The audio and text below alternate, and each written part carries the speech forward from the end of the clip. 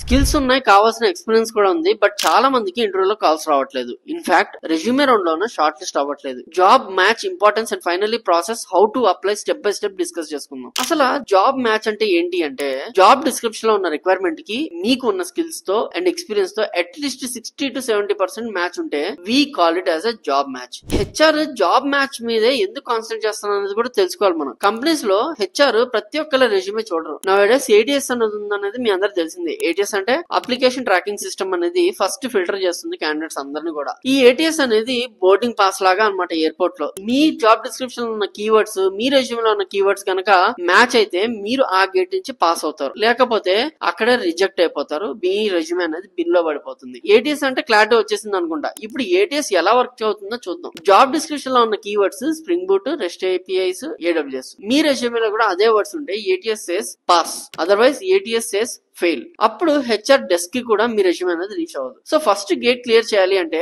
Match check చేసుకోవడం అనేది compulsory. Otherwise మీరు అప్లికేషన్ సెండ్ చేసిన 2 minutes సిస్టమ్ సైలెంట్ గా థ్యాంక్స్ బట్ నో థ్యాంక్స్ అన్నట్టు పక్కన పడేస్తాను అనమాట మీ రెజ్యూమేని. జేడీ అంటే ఏంటో తెలిసింది, జేడీకి తగ్గట్టు మన రెజ్యూమే ఎలా ఉండాలో కూడా తెలిసింది. Know the important thing is job match అయిన రోల్ కి ఎలా అప్లై చేయాలి అని చెప్పేసి.